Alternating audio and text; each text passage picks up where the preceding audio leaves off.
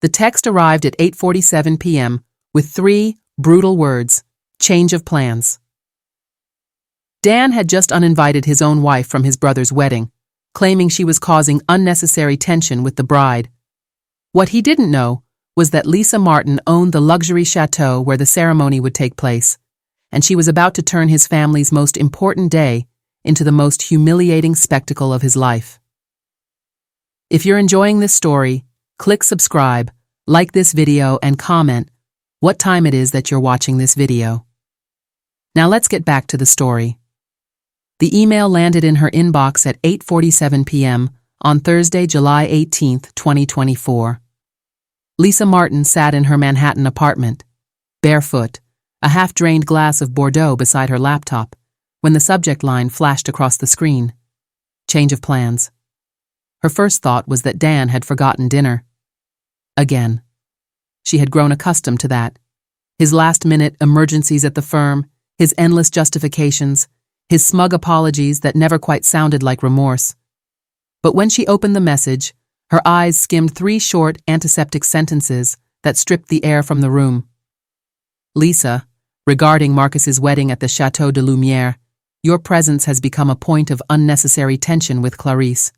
To keep the peace, I think it's best you don't attend. This is family, and I need to respect my brother's wishes. Dan. Lisa stared at the words, reading them twice, then a third time, though their meaning never shifted. Not invited, not welcomed. Exiled from the family celebration as though she were an inconvenient stain on a silk tablecloth. Her lips parted in a soundless laugh, the kind that belonged less to amusement than to disbelief.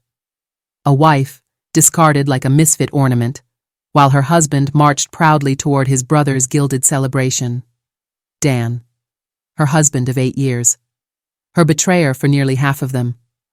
The man who had once looked at her across a crowded bar on a rainy Friday night in Boston, who had smiled that easy shark-toothed grin, who had bought her whiskey neat and made her feel, for a few months, that she was the only woman in a world too full of men who looked past her.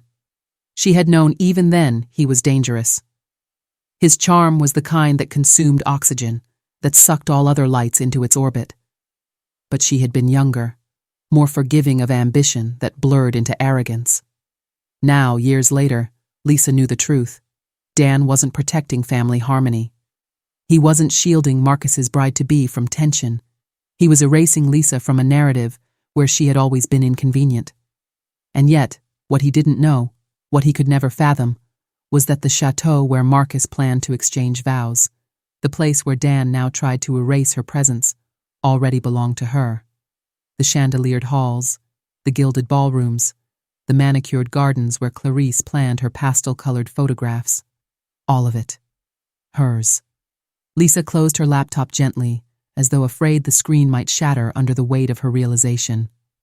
Then she rose from her chair, the hardwood cool beneath her bare feet, and walked to the window.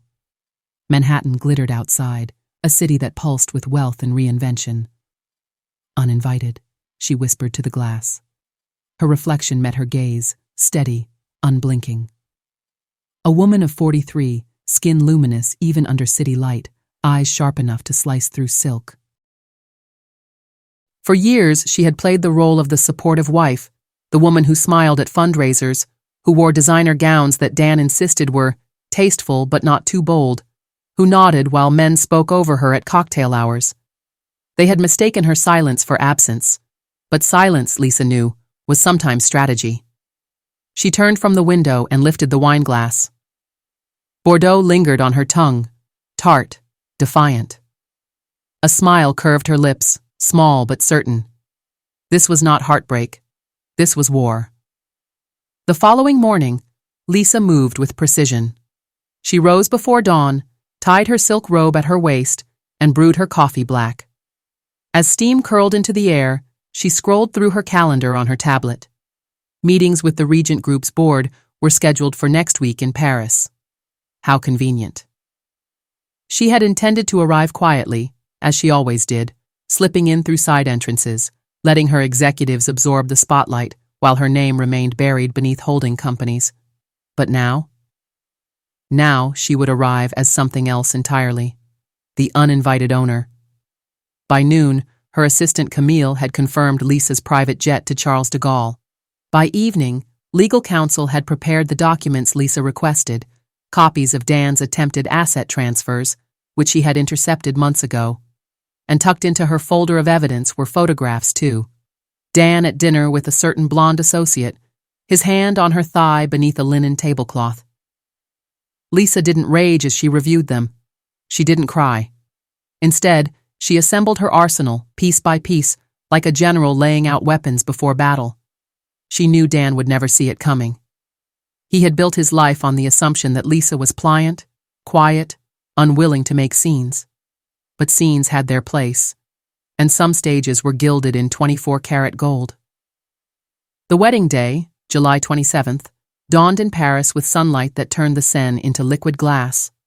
At the Château de Lumière, florists bustled with bouquets of cream roses, caterers polished silver, and violinists tuned strings in the echoing ballroom.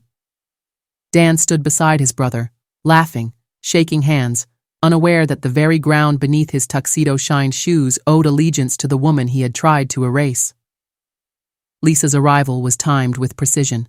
The ceremony had begun, the guests had risen, the bride floated down the aisle in white silk and pearls. And then, the doors opened. She stepped inside. Every head turned. The hush was palpable. Lisa wore black, not mourning black, but the black of command. The gown swept across her shoulders, sculpted to her waist, every seam a statement of power.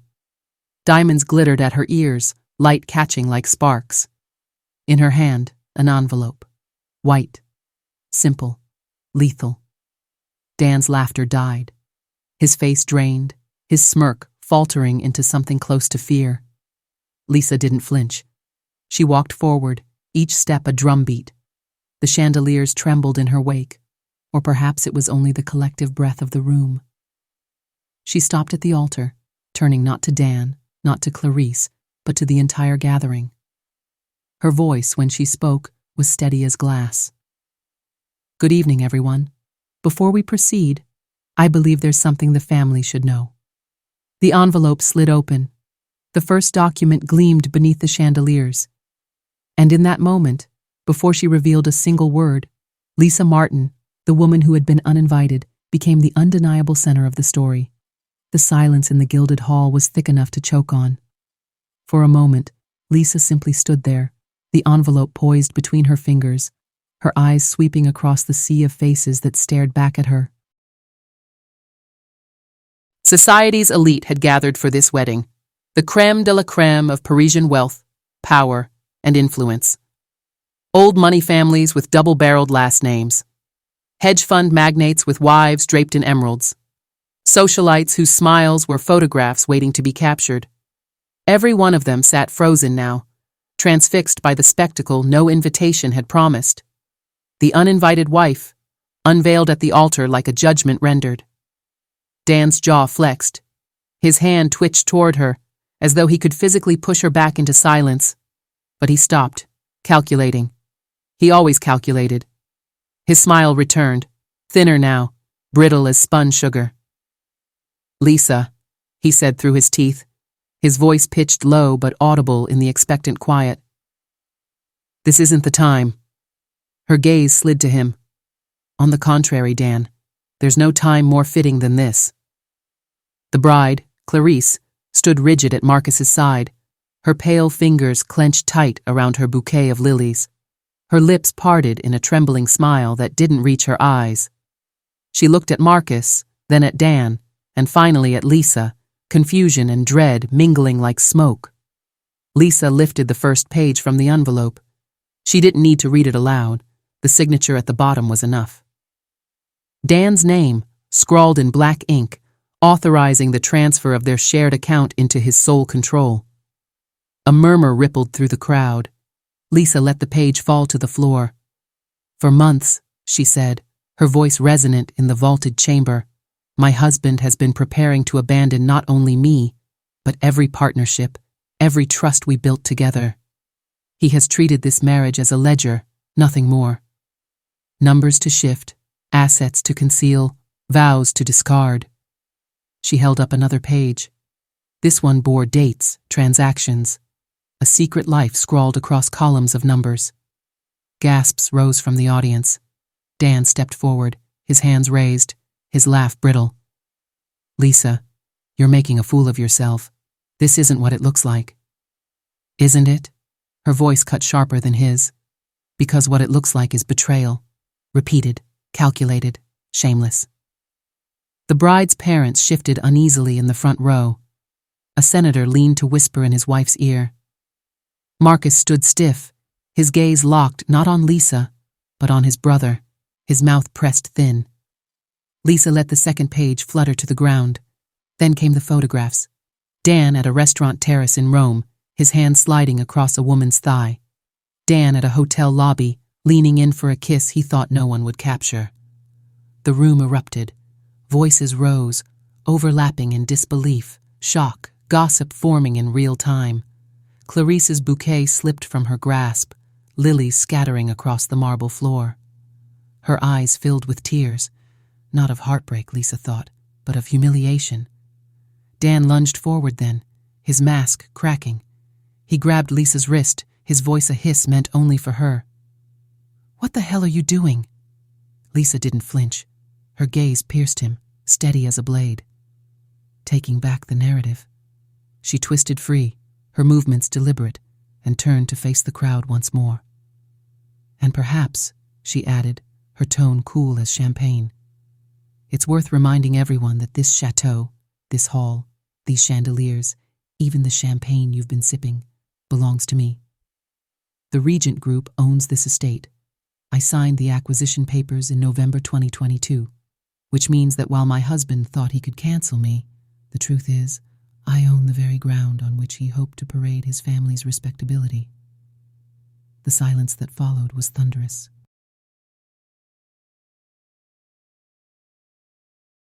Then, unexpectedly, applause broke from the back of the hall. A few guests rose to their feet, clapping with a vigor that made others falter before joining in. Within moments, the hall was alive with divided reactions: admiration, discomfort, awe, scandal. Dan stood frozen, his face gray, his fists clenched. Clarice buried her face in her hands. Marcus stepped forward. "Lisa," he said, his voice clear, calm, and shockingly resolute. "Thank you." Every head turned. Marcus's arm dropped from Clarice's shoulders. His eyes burned with something that had nothing to do with rage. It was vindication. Lisa dipped her head, acknowledging him without words. The bond between them, a bond forged in years of quiet conversations, of shared disdain for Dan's unchecked arrogance, flashed in that moment like a secret revealed. Dan's voice cracked into the tension.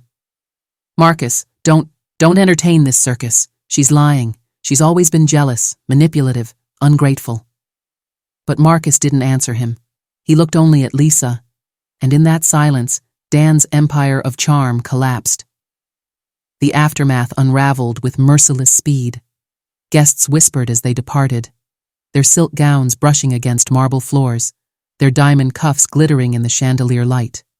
The wedding itself teetered, neither proceeding nor entirely dissolving, suspended in humiliation. Lisa withdrew before the chaos became feral. She climbed the grand staircase, her heels striking against each step like punctuation marks in a sentence only she could write. The château's staff, every one of them under her command, parted for her with bows of deference. By the time she reached the private suite reserved for her, the envelope was empty, its evidence spilled like ash across the gilded hall. She closed the door behind her and exhaled, a sound that trembled between relief and exhaustion.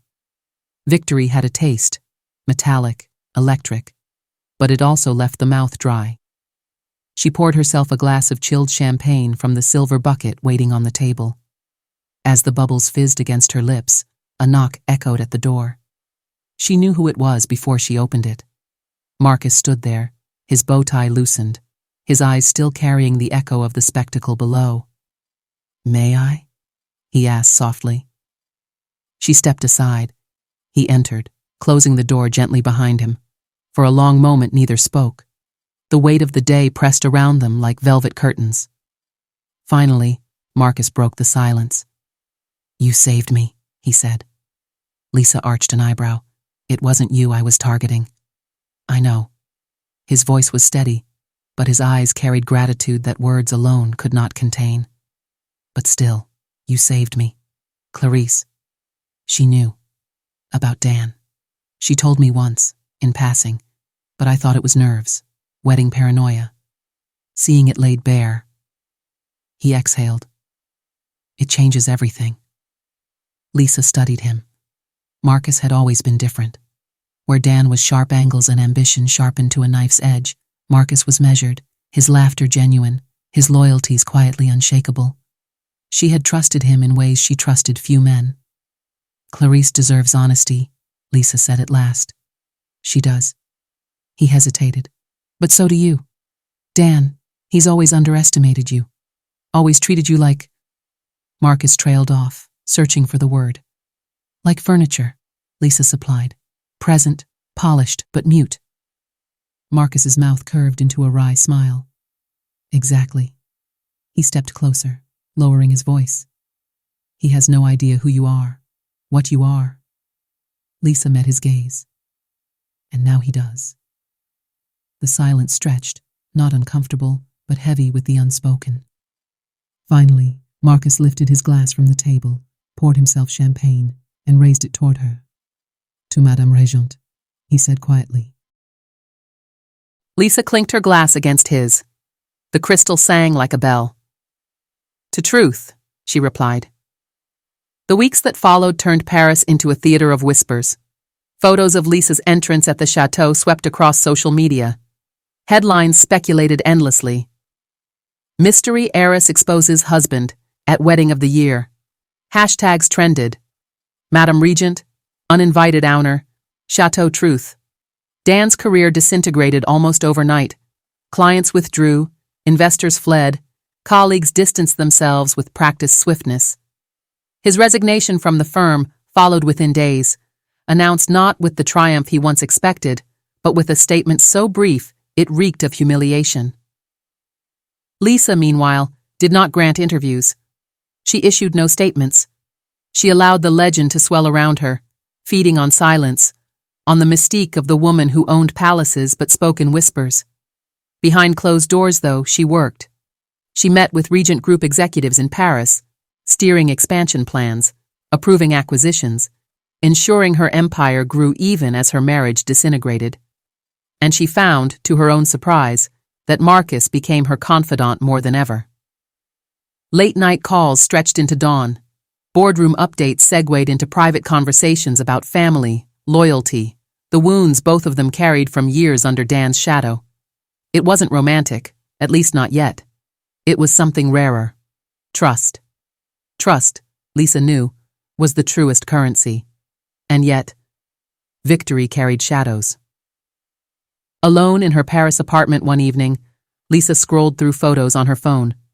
Her and Dan in happier years, trips to the Amalfi Coast, dinners in candlelit Manhattan bistros, Christmas mornings with forced smiles. She studied her own eyes in those pictures. They seemed dimmer, as though she had been living beneath a film of dust.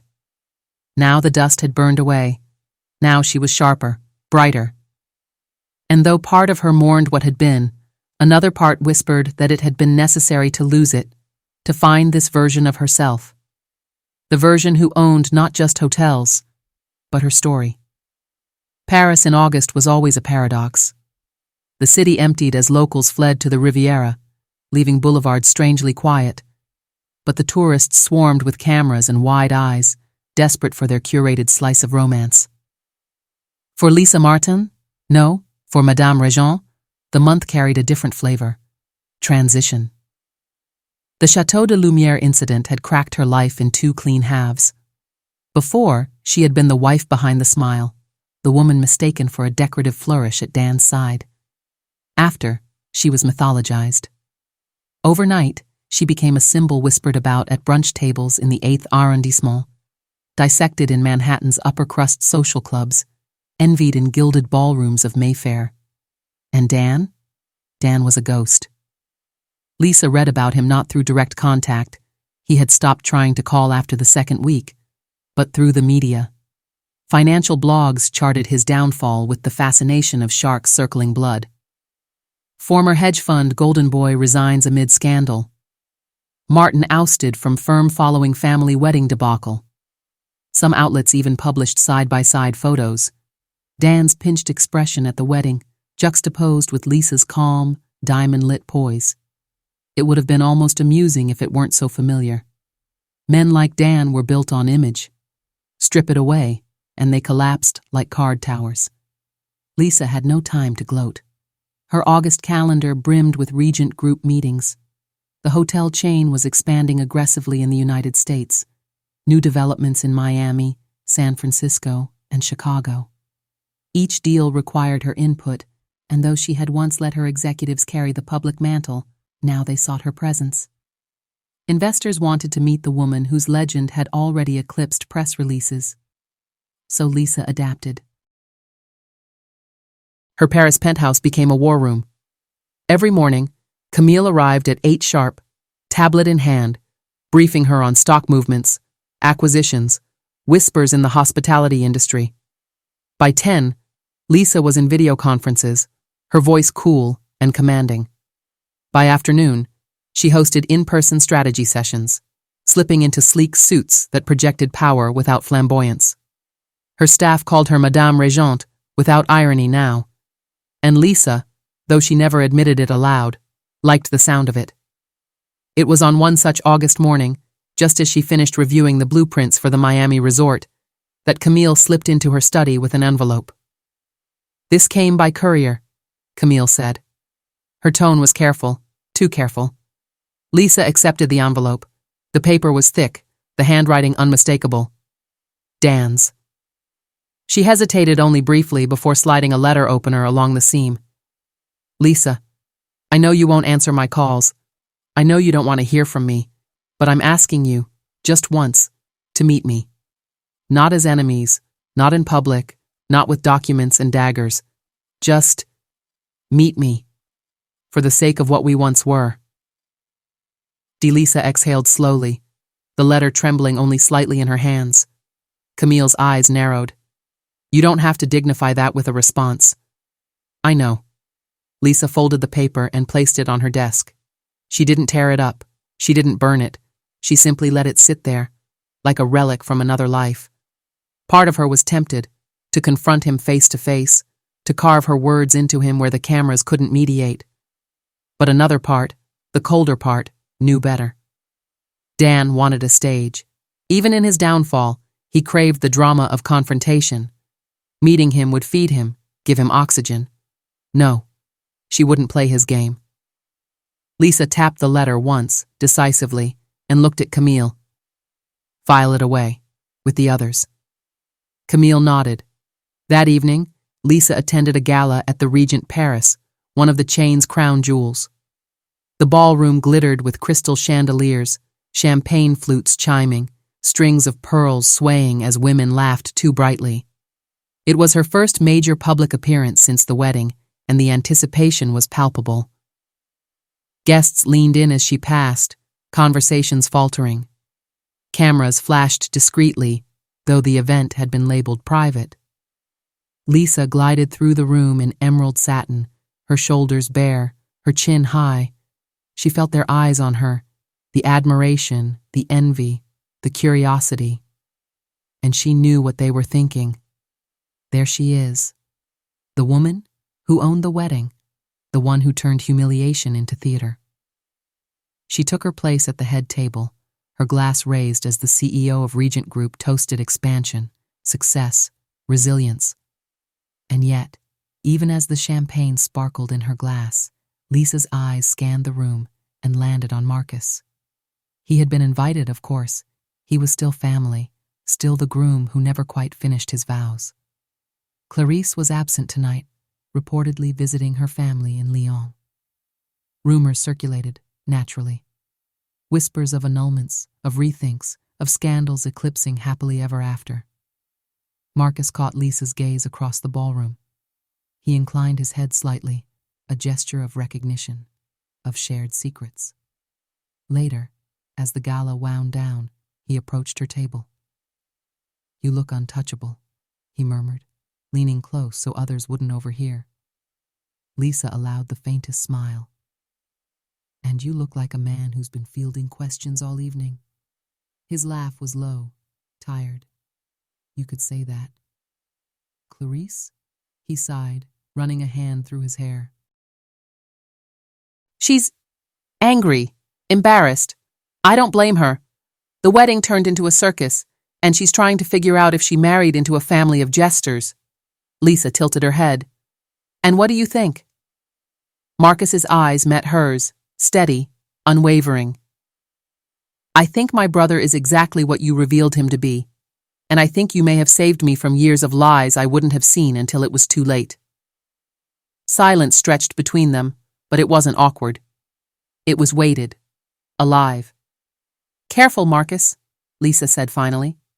"You sound like you're grateful." "I am." His smile was wry. "Maybe too much." She didn't respond. She didn't need to. The weeks that followed tested Lisa's resolve. The Regent Group thrived, stock climbing with the momentum of her newfound reputation. But her personal life was a different terrain altogether. Dan resurfaced in tabloids with increasing desperation, photographed leaving bars late at night, rumored to be courting investors who no longer returned his calls. His decline was swift, brutal, and public. Marcus, on the other hand, grew closer. He visited her Paris penthouse under the guise of business, but their conversations stretched beyond contracts. They spoke of childhoods, his overshadowed by Dan's dominance, hers shaped by a father whose empire left her both burdened and empowered. One night, over a bottle of Bordeaux, not unlike the one she had sipped the evening Dan's email arrived, Marcus asked a question that caught her off guard. "Do you ever regret it?" he asked. Lisa arched an eyebrow. "Regret what?" "Revealing everything, destroying him so publicly." She leaned back, her eyes narrowing thoughtfully. "Do you?" Marcus hesitated, then shook his head. "No. He deserved it. I just wonder if you ever wanted revenge to feel sweeter than it does." Lisa studied her glass, the crimson liquid catching the lamplight. "Revenge isn't about sweetness, it's about clarity, and I have it now, for the first time in years." Marcus nodded, but his eyes lingered on her longer than before. And Lisa, though she wouldn't admit it even to herself, felt something stir beneath the armor she had so carefully rebuilt. By late September, the legend of Madame Regent had cemented itself. Invitations flooded her inbox, panels, galas, interviews. She accepted sparingly, choosing only those that advanced her empire. Yet whispers persisted, not about her business, but about her personal life. Would she divorce Dan formally? Would she remarry? Was there someone new? She ignored them all. Until one evening, as she scrolled through her phone in bed, she saw a headline that made her pulse stutter. "Rumors swirl. Madame Regent and groom of Château de Lumière closer than ever." The article featured a blurry photograph of her and Marcus leaving her penthouse. They weren't touching, but their proximity was enough to ignite speculation. Lisa exhaled, setting the phone down. So it begins, she thought.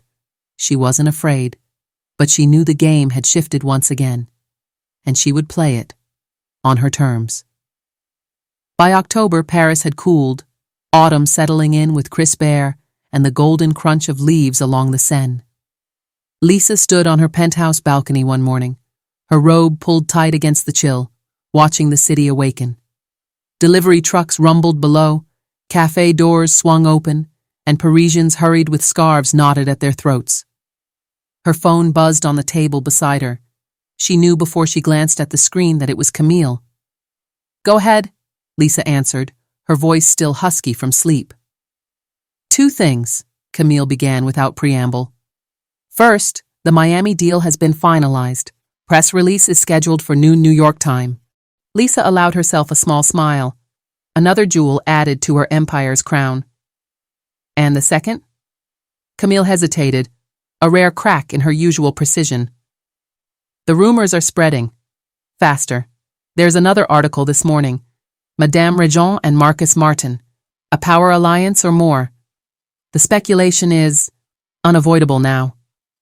Lisa exhaled slowly, her breath clouding in the chill air. I suppose it was inevitable. Do you want me to issue a statement? No. Lisa's voice sharpened. We don't explain. We don't defend. Silence is power. Camille paused, then said softly, And Dan? Lisa's fingers tightened on the balcony railing. She hadn't spoken his name aloud in weeks. What about him? He's resurfaced. London this time. He was photographed leaving a casino at 3 a.m. with some company. Tabloids are spinning it as a comeback, reckless but defiant. He'll cling to any narrative he can. Lisa's jaw tightened. She could picture him, charming a table of strangers, trying to drown his humiliation in baccarat and champagne. Dan didn't fade quietly. He flailed, clawed, burned whatever bridges remained just to feel relevant again. But relevance was a currency he no longer owned. That evening, Lisa attended a Regent Group board dinner at a Michelin-starred restaurant in the 1st arrondissement. She wore navy silk, understated but commanding, her presence as sharp as the clink of crystal around her. Investors leaned in when she spoke. Every word carried weight now, not only because of her empire but because of her myth. The uninvited owner. The woman who had stood at an altar and dismantled her husband with nothing but documents and composure. Yet beneath the polished conversations, Lisa sensed another current. Eyes flicked toward her, then away, whispering. Marcus had been seated 2 chairs down, and though their exchange was nothing more than polite acknowledgments, she knew what they saw, what they wanted to see. When the dinner ended, Marcus lingered outside the restaurant, waiting as Lisa's driver pulled up. May I ride with you? He asked, his tone low, almost cautious. Lisa considered him for a moment, then gestured toward the car. Get in. The ride through Paris was quiet at first, the city lights streaking past the windows. Finally, Marcus spoke. They're talking about us. They always will, Lisa replied. You don't seem bothered. Lisa turned her head, studying him in the dim light of the car. Does it bother you? Marcus hesitated. Then, no, but I don't want to complicate things for you. A faint smile touched her lips. Marcus, my life is already complicated. You're the least of my concerns. The honesty in her words startled even herself. For a long moment, they simply looked at one another. Then Marcus exhaled, leaned back, and laughed softly. You're impossible to read, Lisa. Good, she said. It keeps me alive. Across the channel, Dan was unraveling. London tabloids feasted on his reckless appearances, painting him as a fallen prince turned rogue. Some called it tragic. Others called it pathetic. Dan tried to spin it as reinvention. Interviews where he hinted at new ventures, where he claimed the scandal had been exaggerated, that Lisa had orchestrated it all to humiliate him. But the more he spoke, the more he exposed himself. Without Lisa at his side, without her quiet polish tempering his arrogance, he seemed smaller, pitiable even. Still, he was dangerous. Lisa knew this better than anyone. Dan was at his most reckless when cornered.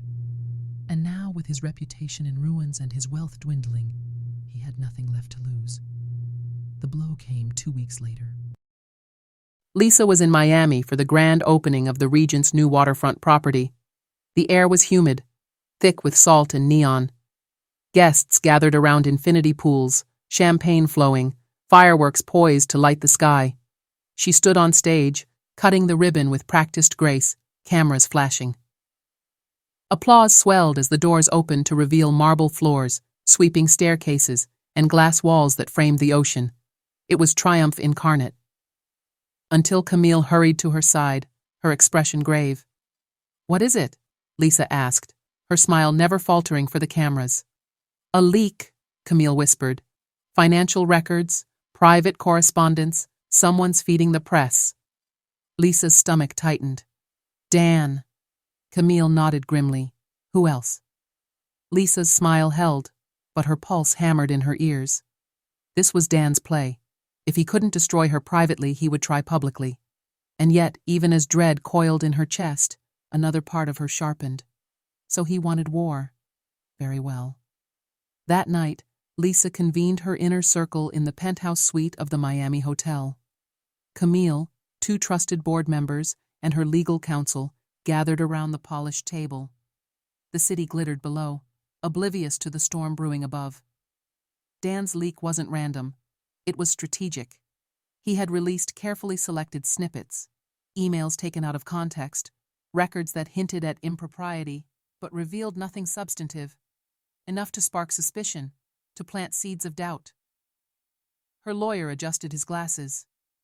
It's noise, nothing actionable, but perception is currency, and he knows it. Lisa leaned back in her chair, her gaze cool. Then we remind the world who holds the real currency. She tapped the table once, decisive. We go bigger, publicly, not a statement, not an interview, a display. Camille frowned. What kind of display? Lisa's smile was sharp, one they can't ignore. 2 weeks later, the display unfolded in Manhattan. The Regent Plaza Hotel, flagship of the chain, hosted a gala billed as a charity fundraiser for global education initiatives. But beneath the philanthropy lay strategy. An event designed to showcase Lisa's command, to cement her image not as scandal's victim, but as empire's architect. Every detail shimmered with intent. The chandeliers blazed like constellations. The tables groaned with caviar and champagne. And Lisa descended the grand staircase in silver silk, her presence commanding silence before she even spoke. She addressed the crowd with eloquence, weaving stories of opportunity, resilience, legacy. Cameras captured every word, every gesture. By the time the evening ended, the narrative had shifted again. Not Lisa, the betrayed wife. Not Lisa, the uninvited owner, but Madame Regent, the visionary leader.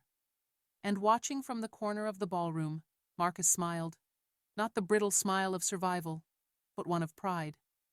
Dan, of course, saw it all. From a hotel bar in London, he watched live-stream snippets, his glass of scotch trembling in his hand. Lisa was supposed to falter under his sabotage. She was supposed to crawl, to flinch, to defend.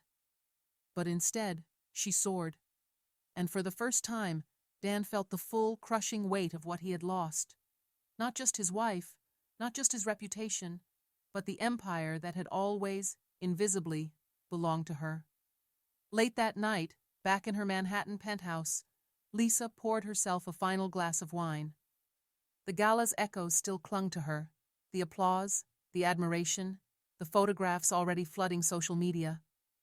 She stood by the window, looking out at the glittering city. And for the first time in years, she felt something close to peace.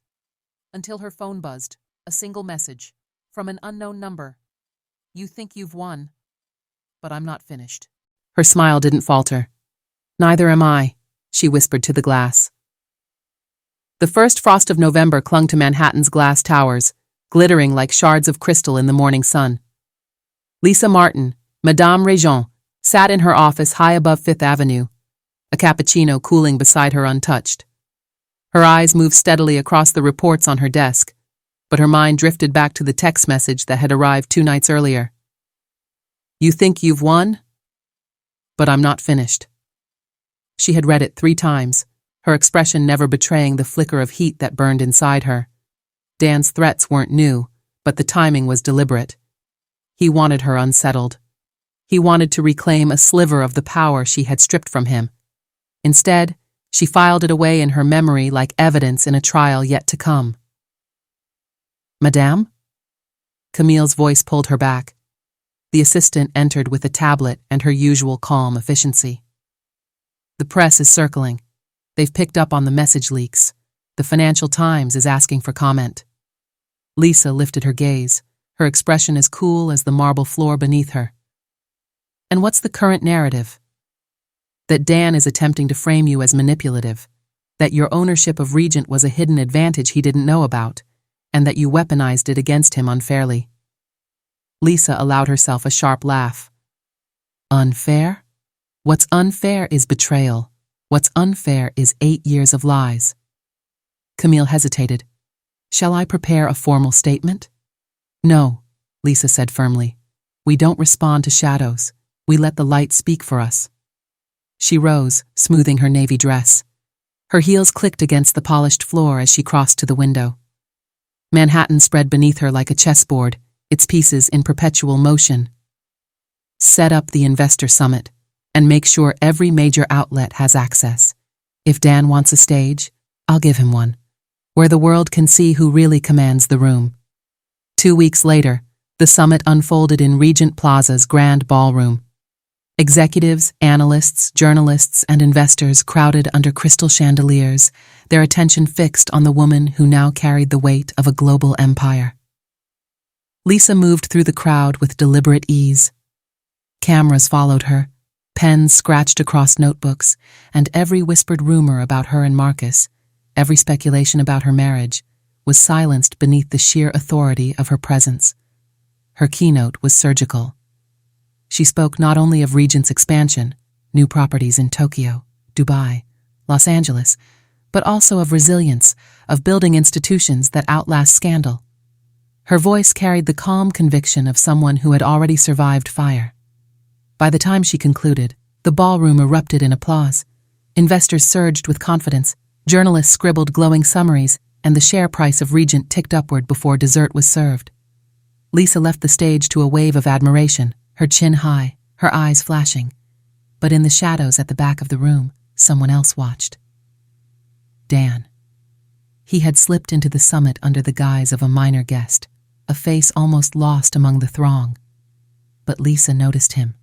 She always did. Their eyes met across the expanse of the ballroom. For a brief second, it was as though the noise of the crowd dimmed, leaving only the two of them locked in silent war. Dan lifted his glass in a mocking salute. Lisa didn't flinch.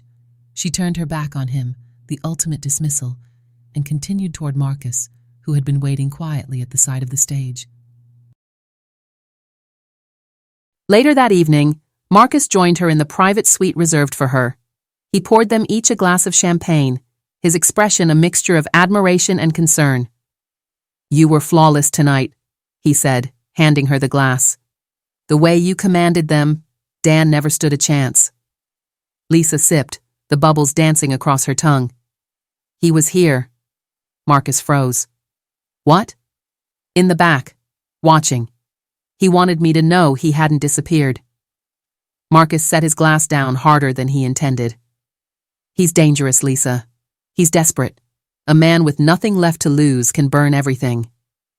Lisa studied him, her gaze steady. "And that's why we don't let him. We control the fire before it spreads." Marcus leaned closer. "How far are you willing to go?" Lisa's lips curved into a smile that held no warmth.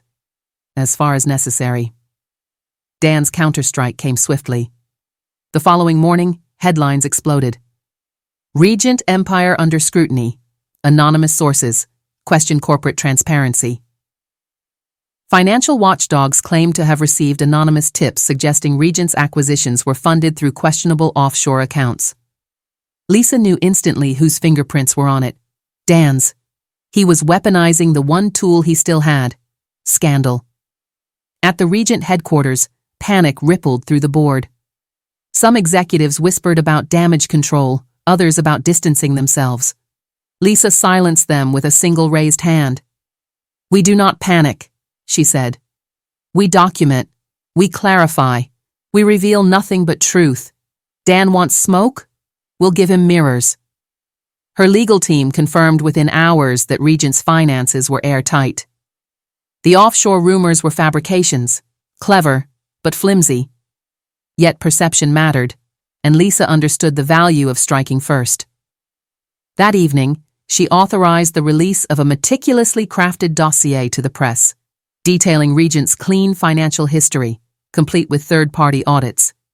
She didn't just defend herself, she attacked, framing the leak as an act of sabotage. By midnight, Headlines had shifted again. Anonymous smear campaign against Regent backfires. Dan's ploy had failed, but Lisa knew he wouldn't stop. 3 days later, she found him waiting in her penthouse lobby. He was thinner, his suit rumpled, his once polished air tarnished by desperation. "Lisa," he said as she approached, his voice edged with something almost pleading. "We need to talk." She paused, her security detail bristling behind her. "We have nothing to discuss." "Please," he pressed, stepping closer. "Just 5 minutes, that's all I ask." Lisa's eyes narrowed. "You had 8 years, Dan. You wasted them." His face twisted, the charm faltering. "You think you've won because you embarrassed me? Because you paraded your empire in front of the world? You don't know how many enemies you've made, how many people would love to see you fall." Lisa tilted her head, her voice calm as steel. "And you're one of them." He didn't deny it, his jaw clenched. Lisa stepped past him, her heels striking the marble like gavel blows. Over her shoulder, she said softly, "The difference between us, Dan, is that I don't need to destroy you. You're doing that perfectly well on your own." The doors closed behind her, leaving him standing alone in the lobby's echoing silence. That night, Marcus called. "I heard what happened," he said, his voice tight. "He showed up at your building?" "Yes." "And you're still calm?" Lisa smiled faintly into the receiver. "Because I know how this ends." Marcus hesitated, then asked, "And how does it end?" "With him irrelevant, forgotten, a cautionary tale whispered at cocktail parties." Marcus was quiet for a long moment, then softly, "And you?" Lisa leaned against the window, the city glowing beneath her. "Me? I'll still be standing." The following week, Regent announced its boldest move yet. A new flagship property in Manhattan, a tower that would redefine the skyline. Lisa unveiled the plans herself at a press conference, the renderings projected behind her like visions of the future. The applause was thunderous, but beneath the noise, Lisa's eyes glittered with something more. This wasn't just business. This was her answer to Dan. Every brick, every pane of glass, every chandelier would stand as proof. Lisa Martin had not only survived, she had conquered. And Dan, wherever he was, would watch from the shadows as the empire he had once dismissed as irrelevant rose higher than he could ever dream. December in New York glittered with the kind of beauty that camouflaged danger. Fifth Avenue was strung with lights.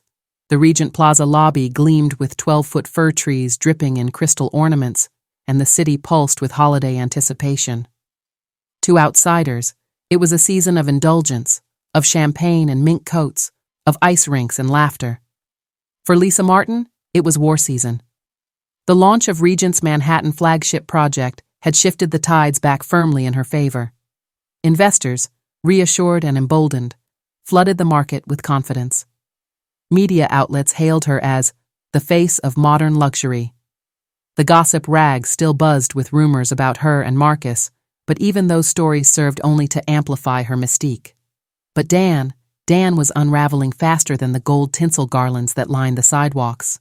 Tabloids showed him staggering out of clubs at dawn, his eyes bloodshot, his suits crumpled. Anonymous sources whispered about debts, about burned bridges, about backroom deals collapsing before they could be signed. He was toxic now, the kind of man no one invited to boardrooms or black-tie dinners. And yet, like a wounded predator, he remained dangerous. Lisa sat in her penthouse study one evening, reviewing blueprints for the new tower. Her fireplace crackled, snow fell softly against the glass, and Camille sat across from her, scrolling through her tablet. "They're saying he owes nearly 7 figures to a London casino," Camille reported. Lisa didn't look up. "That surprises you?" "No, but desperate men find desperate allies, and he's been reaching out to journalists, bloggers, anyone who'll listen. Some are biting. They're calling him a whistleblower now."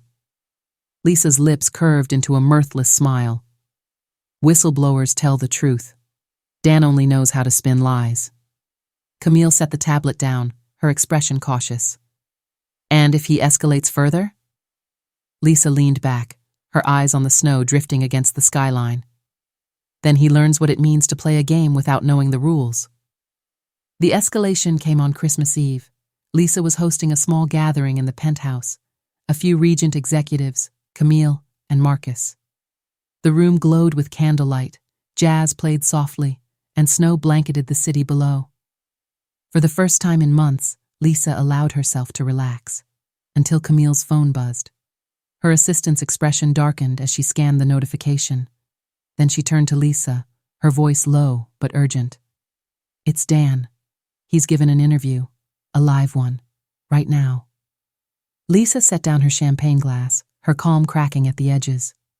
"Put it on." Camille connected her tablet to the television, and within seconds, Dan's face filled the screen. He looked gaunt, his charm stretched thin, but his voice carried its familiar cadence, smooth, persuasive, venom wrapped in silk. "She humiliated me," he said to the host, his eyes glassy. "At my own brother's wedding, she staged this whole performance. Do you really think it was spontaneous? No. Lisa Martin is a manipulator."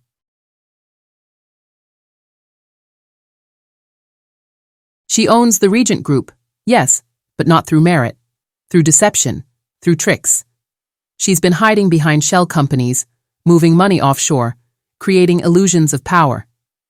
The host leaned forward. "Are you saying the Regent Empire isn't what it seems?" Dan nodded eagerly, a predator catching the scent of blood. "Exactly. It's smoke and mirrors. And sooner or later the world will see it." Lisa's fists clenched at her sides. Marcus's voice cut through the silence. "He's gone too far." Lisa's gaze never left the screen. "No, he hasn't gone far enough. Not yet." The next morning, Christmas Day, Lisa's legal team confirmed what she already knew. Dan's claims were baseless, unsupported by evidence, nothing more than bitter noise. But the damage had been done. Whispers spread, and journalists hungry for a holiday scoop ran with the story. For Lisa, the decision crystallized.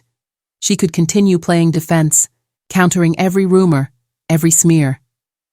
Or she could end this. New Year's Eve arrived with a sense of inevitability. The Regent Plaza hosted a gala that rivaled Times Square in splendor. Gold drapes framed the ballroom, champagne flowed like rivers, and the city's elite gathered to celebrate not just the new year, but the unveiling of Regent's towering vision for Manhattan. Lisa descended the grand staircase at 11 p.m., her gown black velvet, her diamond necklace catching the chandelier light. Guests turned, conversations faltered, and for a moment, she was once again the center of the room's gravity. Marcus met her at the foot of the staircase, his tuxedo impeccable, his eyes searching hers. "Are you ready for this?" Lisa's smile was faint, but certain. "I was born ready." They stepped into the ballroom together. At 11:30, Lisa took the stage. Cameras flashed, champagne glasses lifted, and the crowd hushed as she addressed them. "We stand at the edge of a new year," she said, her voice steady, "but also at the edge of a new era. The Regent Tower will not just reshape the skyline, it will redefine what it means to experience luxury. It will be more than a building. It will be a legacy." Applause thundered. And then, just as the clock neared midnight, her final stroke unfolded. A press release, timed to the second, hit every major outlet in New York. A dossier exposing Dan's debts, his failed deals, his reckless spiral into gambling and manipulation. Documents Lisa had quietly gathered for months, now released with precision. By the time the fireworks exploded over the Hudson, Dan's name was no longer whispered with scandal. It was shouted with disgrace. The crowd at Regent Plaza roared, glasses clinking, confetti raining down. Lisa stood at the center of it all, her smile serene, her champagne raised. Marcus leaned close, his voice barely audible over the noise. "You didn't just silence him. You buried him." Lisa's gaze flicked toward the skyline, where the ghost of Dan lingered somewhere in the shadows. "No," she said softly. "He buried himself. I just provided the headstone." The first week of January brought headlines that sealed Dan's fate. Former hedge fund star declares bankruptcy. Dan Martin faces mounting legal trouble amid gambling debts. Ex-husband of Madame Regent declines to comment. Lisa read them over her morning espresso, her expression unreadable. Victory was hers, yes, but victory, she knew, was never clean. Marcus visited later that evening, bringing dinner and a bottle of Bordeaux.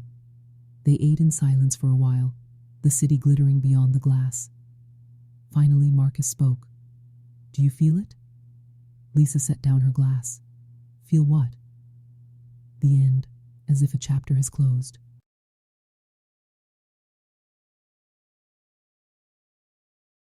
Lisa tilted her head, considering. Perhaps, but endings are only beginnings in disguise. His eyes lingered on hers, steady and warm. "And what beginning do you see for yourself?" Lisa didn't answer immediately. She rose, walking to the window, the city sprawling like a promise before her. "Freedom," she said at last, "and the power to decide what comes next." Marcus joined her at the window, close but not touching. Their reflections merged in the glass, hers sharp, his steady, both forged by fire. And as the city below pulsed with life, Lisa allowed herself, for the first time in years, to imagine a future not defined by betrayal, but by choice. Yet even in victory, she wondered. How many battles could a woman fight before she became indistinguishable from her enemies? And how far was too far when the cost was measured in dignity, legacy, and the quiet whisper of her own soul? January in Manhattan was sharp as glass. The wind sliced between skyscrapers, tugged at fur collars and wool coats, and carried with it the scent of roasted chestnuts from street vendors who braved the cold. Lisa Martin, Madame Regent, stood at the window of her penthouse, her silk robe belted tightly, her hair swept into a loose knot. Below, the city churned, indifferent to victory or ruin. On the marble counter behind her lay the morning papers. Headlines blazed across them like fire. From mogul to ruin, Dan Martin files bankruptcy, amid gambling scandal. Madame Regent emerges untouched as ex-husband crumbles. Power or vengeance? The unstoppable rise of Lisa Martin. Lisa picked up the last one. The words pricked her skin. She knew the world admired her strength, her resilience. But admiration could curdle into suspicion just as quickly. Too much triumph, too clean a victory, and people began to wonder. Was she ruthless? Cold? Did she orchestrate Dan's downfall with precision too sharp to be chance? The truth, of course, was yes. She had orchestrated it. But she had also simply revealed what already existed. Dan had built his ruin brick by brick. She had only lit the match. Still, perception was currency. And Lisa knew she could not afford to let hers depreciate. That afternoon, Regent Tower's blueprint review consumed her time.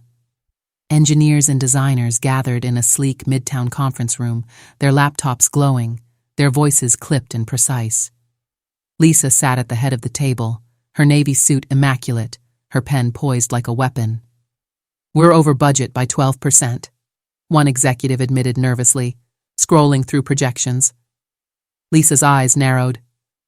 "Then cut 12% elsewhere. Nothing delays the opening, not one day. This tower isn't just a project, it's a statement." Silence followed. They all knew what she meant. The tower wasn't only about Regent's expansion, it was about her victory, her permanence, her declaration that betrayal could not topple her. Camille cleared her throat softly. "There's also been a request, Madame. Forbes wants to feature you on their February cover. The Uninvited Owner, How Lisa Martin Became Madame Regent." Lisa hesitated, her pen tapping against the table. Exposure carried risk.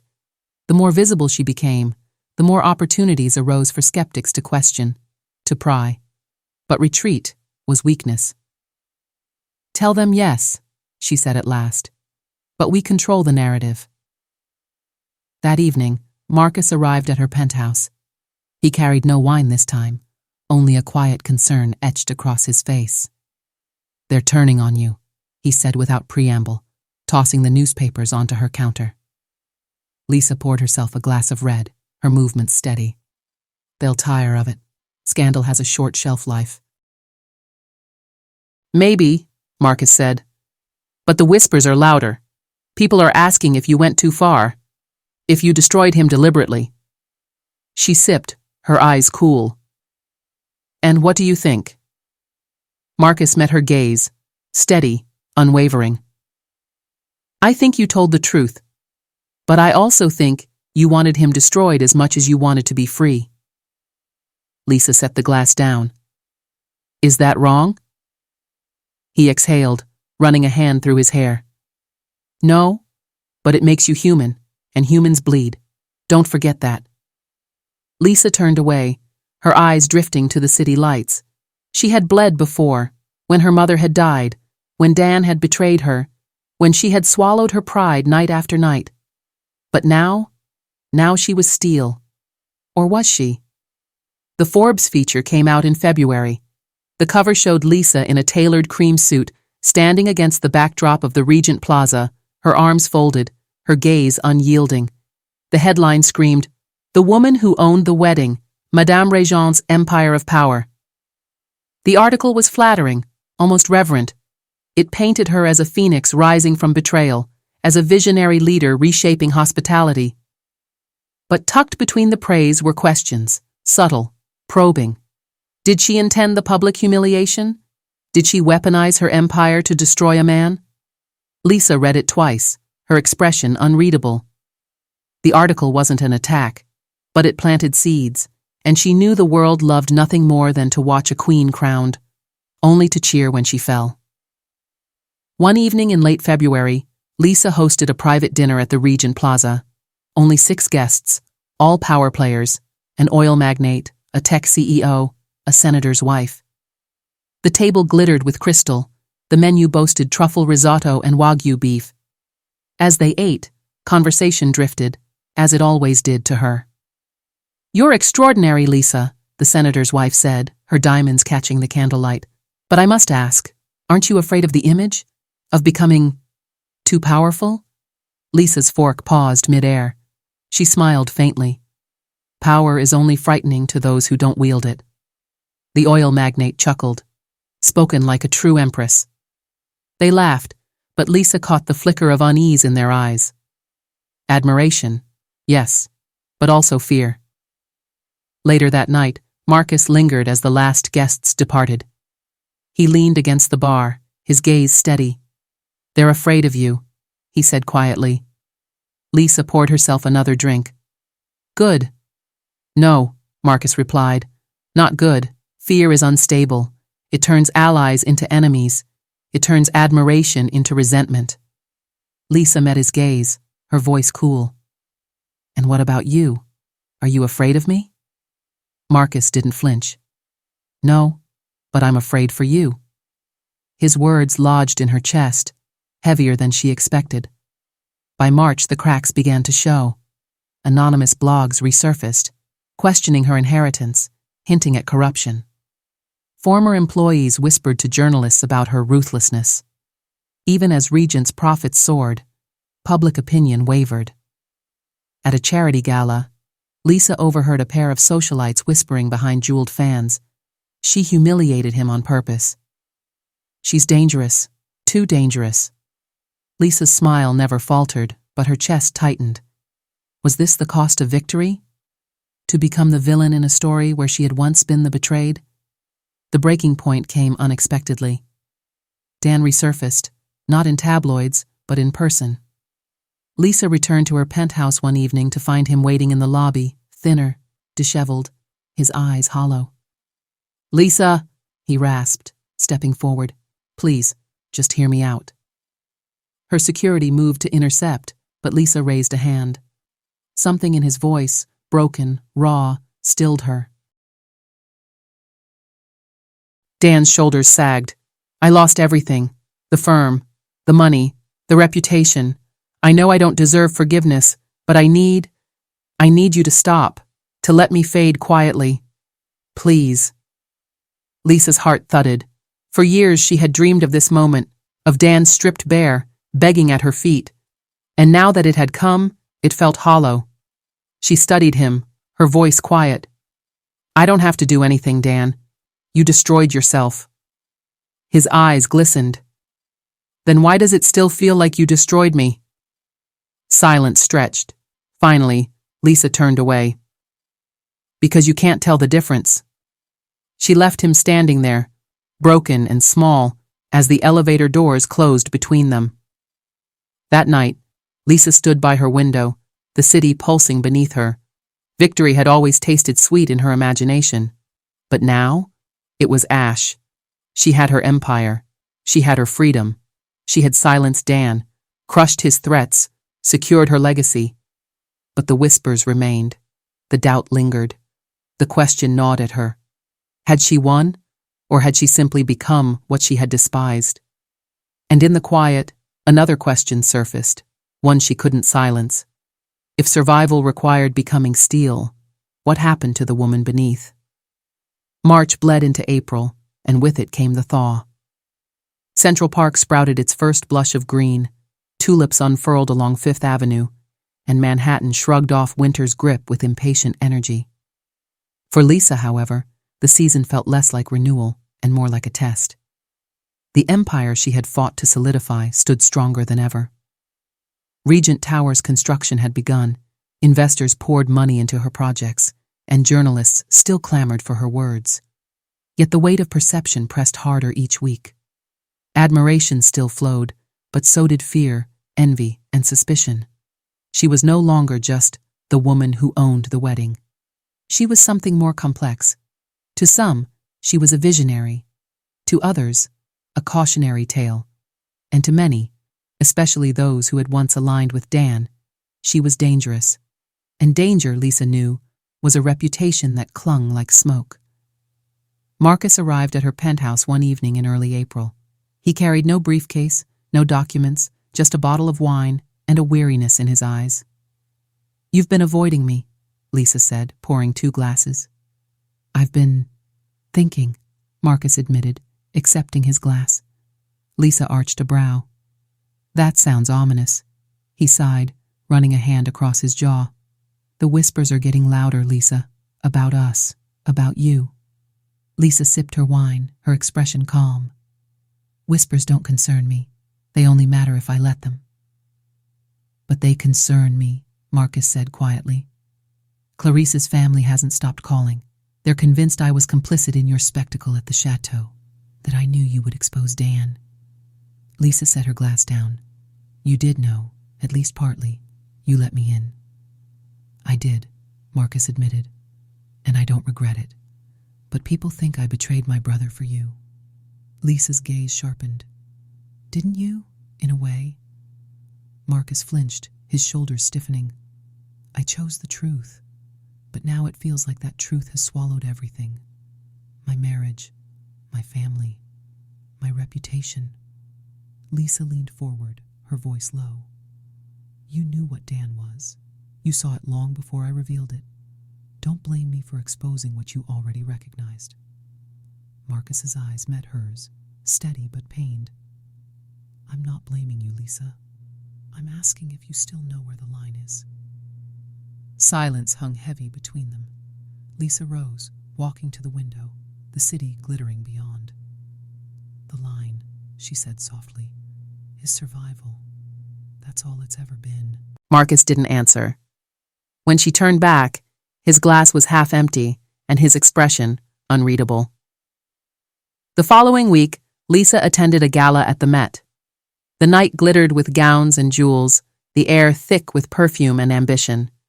Yet as she moved through the crowd, she felt it again. That subtle shift, the way conversations hushed when she approached, the way laughter resumed a little too quickly once she passed. People admired her, yes, but they also feared her, and fear isolated. Near the bar, she overheard 2 executives whispering, "She's brilliant, but ruthless." She humiliated her own husband in public. Imagine what she'd do to an enemy. Lisa's smile didn't falter, but her chest tightened. Later, when Marcus found her by the balcony, she didn't bother with pretense. "They think I'm ruthless," she said flatly. Marcus studied her. "Are they wrong?" Lisa exhaled, the city light stretching beneath them. I did what I had to do. Marcus's voice was soft, almost pleading. But at what cost?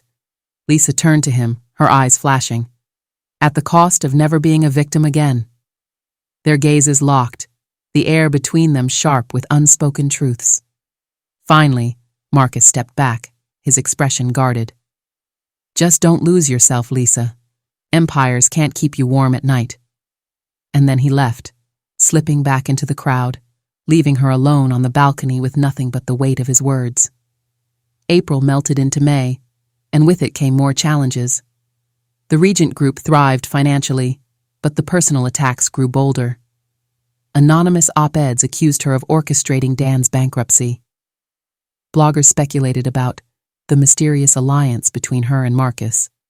Some even claimed she had targeted the Martin family for years, plotting her revenge like a chess master. Lisa ignored most of it, but late at night, when the city slept, she caught herself staring at her reflection, wondering if the line between myth and reality had blurred beyond recognition. Was she still the woman who had once wept alone in hospital corridors while her mother lay dying, abandoned by her husband? Or had she become something colder, someone who wielded power not just to survive, but to punish? In June, Marcus requested a private meeting. They met not at her penthouse, but at a quiet cafe in the village, neutral ground. "I've been offered a new position," he said, stirring his coffee. "In Geneva, with a firm that wants distance from all this." Lisa's chest tightened. "You're leaving?" "I don't know," Marcus admitted, "but I need clarity. About us. About what this is." Lisa's hands curled around her cup, though the coffee had long gone cold. "Marcus." She hesitated, the words catching in her throat. "I trust you, more than anyone. But my life, my empire, doesn't leave much room for anything else." His gaze softened, but it was tinged with sadness. "I'm not asking for an empire, Lisa. I'm asking for honesty. Do you want me in your future, or not?" Silence stretched. Outside, the city bustled, oblivious to the storm in her chest. Finally, Lisa whispered, "I don't know." Marcus nodded slowly, as though he had expected the answer. Then maybe Geneva is the right choice. That night, Lisa stood alone on her balcony, the city lights blurring through unshed tears. She had won every battle, secured every victory, and yet, for the first time, she felt the sting of loss, not of Dan, not of reputation, but of something she hadn't realized she wanted until it was slipping away. Connection, trust, love, perhaps. Victory had always been her goal. But what if victory meant solitude? As summer stretched into July, the whispers finally reached a boiling point. A major newspaper published an exposé, not about Regent's finances, but about Lisa herself. It painted her as a master manipulator, a woman who had orchestrated not just Dan's downfall, but Marcus's humiliation, Clarice's heartbreak, and even the narrative of her own legend. The article ended with a chilling line. "Perhaps Madame Regent is not merely the uninvited owner, but the unrelenting architect of destruction." Lisa read it in silence, her face calm. But inside, something twisted. She had fought for dignity, for survival, for justice. But now, the world wanted to rewrite her as a villain. And maybe, she thought with a shiver, they weren't entirely wrong. The call came late one night in July. Marcus. His voice was quiet, steady, but tinged with something she hadn't heard before. Distance. "I'm leaving for Geneva next week," he said. "I wanted you to hear it from me, not the papers." Lisa's throat tightened. "Marcus." "Lisa," he interrupted gently. "You're extraordinary, but you're also untouchable. And I don't know how to love someone who lives behind walls taller than Regent Tower will ever be." Silence stretched between them. Finally, Lisa whispered, "Safe travels." When the call ended, she set her phone down carefully, her hands trembling. And for the first time since that night at the château, Lisa felt truly alone. But as dawn broke, painting Manhattan in pale gold, Lisa stood by her window and straightened her shoulders. She had built an empire from ashes. She had silenced betrayal with truth. She had survived every storm, and she would survive this too. But in the quiet of her heart, one question remained, gnawing at the edges of her resolve. What good was owning the world if it left her with no one to share it with? August in New York shimmered with heat, the kind that pressed against glass towers and turned the avenues into mirrors of asphalt and steel. The city pulsed with life, but Lisa Martin, Madame Réjean, moved through it with a quiet stillness. It had been a year since the email, a year since Dan had tried to erase her from his brother's wedding, unaware that she owned the very château beneath his feet. A year since she had turned humiliation into theater, betrayal into legend. She had won. She had survived. She had built an empire stronger than ever. And yet, as she stood in her penthouse overlooking the skyline, Lisa felt the echo of absence. Marcus was gone. Geneva had claimed him, his decision made with the calm finality of a man who had chosen survival over entanglement. Their calls were rare now, polite and distant. She missed him, though she would never admit it aloud. Dan was gone too, though in a different way. His bankruptcy had gutted him, his debts had scattered him across Europe like a fugitive, and the last she'd heard, he was in Barcelona, chasing investments that never materialized. He no longer had the power to wound her, but his shadow lingered, reminding her of what she had endured and what she had sacrificed to win. And Lisa? She remained, still standing, still watching, still commanding. The Regent Tower neared completion by September. The steel frame stretched into the sky, glass panels reflecting the sun like shards of sapphire. It was to be her crown jewel, the monument to her resilience. Reporters clamored for access, investors begged for updates, and the public whispered of the grand opening that would rival even the wedding at the château. Camille, ever precise, hovered at Lisa's side with daily updates. "We're on track for the unveiling in December," she said one morning, her tone clipped. "But the board is concerned about the narrative. The press still calls you ruthless. They're hungry for another spectacle." Lisa smiled faintly. "Then we'll give them one. But on my terms." Camille hesitated. "Something softer might serve you now. Something human." Lisa turned, her gaze steady. "Human doesn't build towers, Camille. Human doesn't survive betrayal." But even as she spoke the words, doubt flickered inside her. In late September, Lisa traveled to Paris for a Regent Group board meeting. The city welcomed her with its usual blend of decadence and disdain. At the Ritz, she dined with investors who spoke reverently of her vision, yet she caught the same flicker of fear in their eyes she had seen in New York. She was admired, envied, respected, but rarely trusted. On her second night in Paris, she received an unexpected invitation, dinner at the Château de Lumière, the same hall where she had exposed Dan, the same altar where she had turned betrayal into legend. At first, she considered declining. The château was a battlefield, a place of ghosts. But something in her compelled her to return.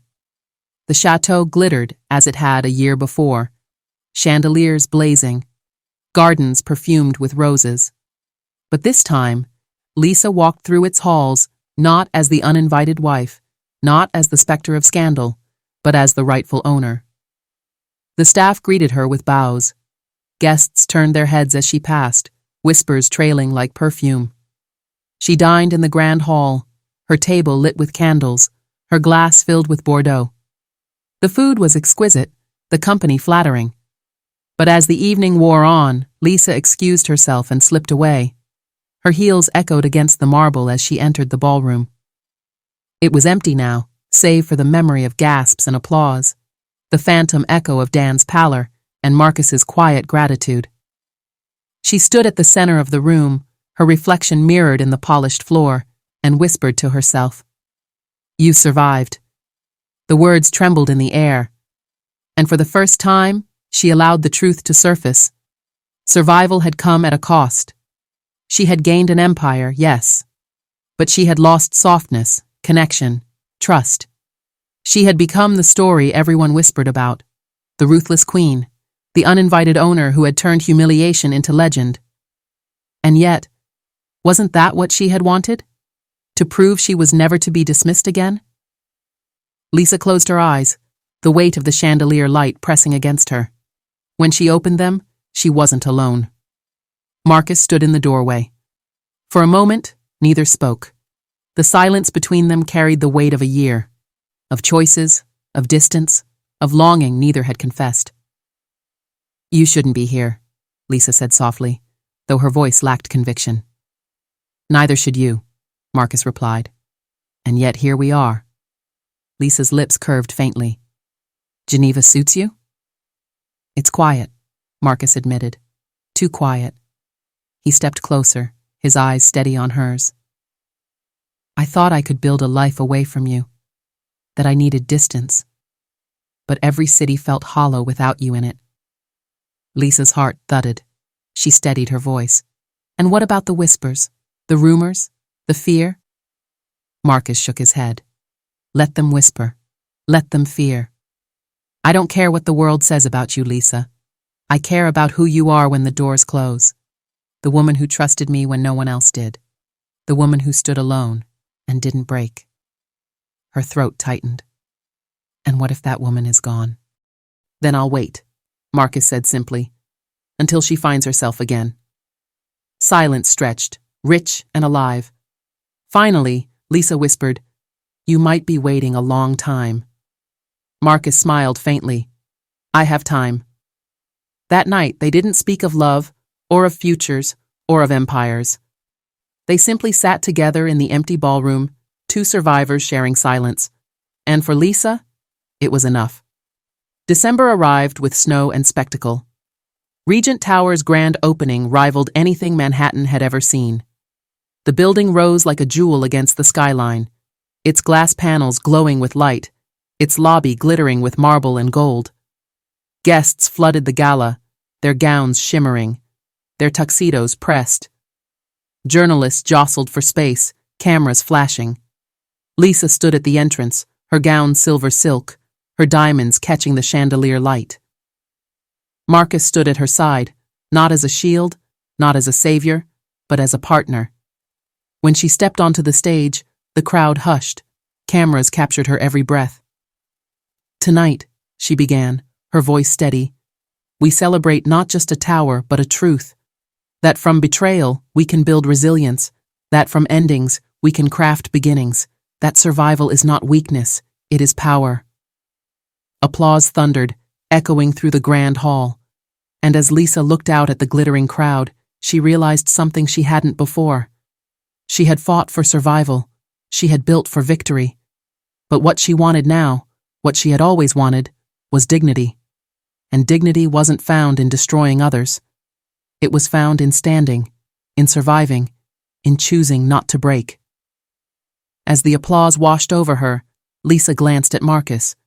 His gaze was steady, warm, unwavering. And for the first time in years, she allowed herself to believe that survival didn't have to mean solitude. Later that night, as the gala faded and the city glittered beneath the falling snow, Lisa stood at the window of Regent Tower's penthouse suite. The building hummed with life, her empire stretching around her like a crown. Marcus joined her, silent, close. Their reflections merged in the glass, two figures forged by fire, standing side by side. Lisa whispered, almost to herself, "He thought he could cancel me." Marcus's hand brushed hers, light but steady. "And instead," he said softly, "you rewrote the story." Lisa smiled, her eyes on the city she now commanded. And in that moment, under chandeliers and snowfall, she knew the truth. Revenge had been sweet. But survival, shared survival, was victory. Thank you for watching this story to the end. If you enjoyed this story, you will surely love the next one. It's as crazier and more intriguing as you can ever imagine. So do check it out. Click on the image showing on your screen right now to watch the next one. And I will see you in the next one. Bye, for now.